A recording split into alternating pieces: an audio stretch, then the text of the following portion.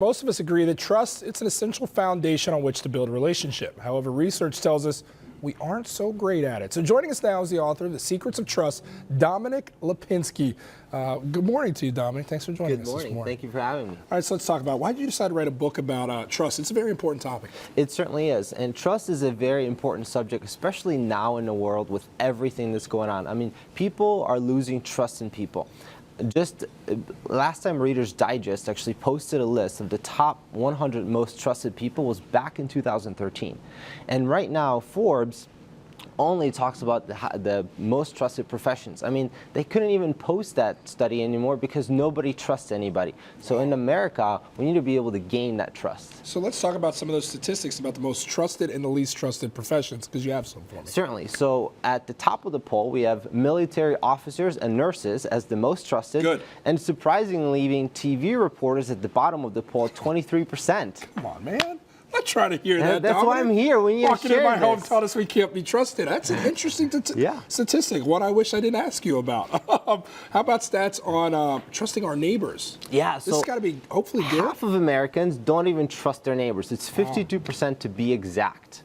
That's interesting. So what you're kind of finding is a theme here, that there's just a lack of trust across the board in a lot of ways. Certainly, and there's a lot of studies that point out to that, and also with social media, what's happening today is that people are really being able to get into people's world and really find out quickly about people to whether they want to gain or lose their trust. All right, so we've talked so much about losing trust. It can get kind of negative. We like to spin things positive here at the gym. So let's talk about gaining trust. You have 5 ways to potentially do that. Absolutely. So the very first one is them, right? You want to make it about people. Okay. And you want to be interested in people versus being interesting. Like the old way is being interesting, but you want to really be genuinely interested in people. Okay. And you also want to be able to make it about them, right? So you want to be able to get to know them and also match and mirror them, which is one of the things essentially I've been doing right now with you this entire time. In order to actually gain people's trust is you need to look at the communication model, right? So instead of communication, out of 100% of communication,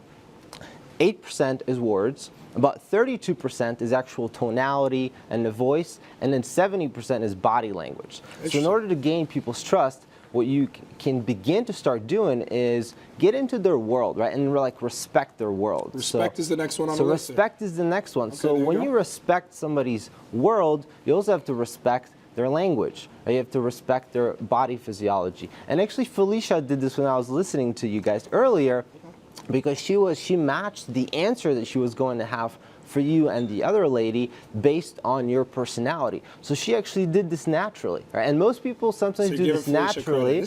I am giving Felicia credit. We'll give you more credit. So that kind of feeds into your next one here, being uplifting. Absolutely. And people naturally like uplifting people who are positive, right? So you want to have a positive mental attitude. Also, not just outside externally, but inside, right? People like people naturally, and you want to be an uplifting person, people will naturally gravitate to you. Okay, awareness, situationally aware. Situationally, yes. So for example, in this situation, it would be appropriate for me to dress well, right? Where let's you got just that say, covered, brother. You thank look good, my I friend. appreciate that. Likewise. And let's just say I was in the library. In the library, situationally, I shouldn't be loud. Yeah. Because I'll lose people's trust when I'm loud. Situationally. Aware situationally. Otherwise, they'll kick me out. And then the last one is time, right? So time is one of the fastest. I see an acronym up there, Dominik, T-R-U-S-T. That's time, right. take me home here, bring it home. So time is the fastest way to gain or lose someone's trust. We all have a friend that's late all the time. I used to be that person. And I learned that by respecting other people's time, I also respect my time.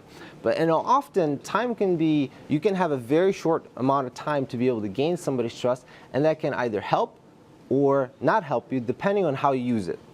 If you use the other 4 techniques that I've taught you, mirroring and matching, body language, wanting to be a positive individual, then these things will definitely help you to gain people's trust. Dominik, I got to shake your hand, man. I trust that you know exactly what you're talking about because it makes complete sense, and having a chance to talk to you before you came out, you're a really sharp dude. And you also have sound decision-making because you're moving from Chicago here in the winter and about to set up shop in Puerto Rico. That's right. The guy knows what he's doing. Dominik Lipinski, thanks so much for the time, my friend. You, really good stuff. For more information on how you can build trust or get a copy of Dominik's book, just head to growyourmastermind.com.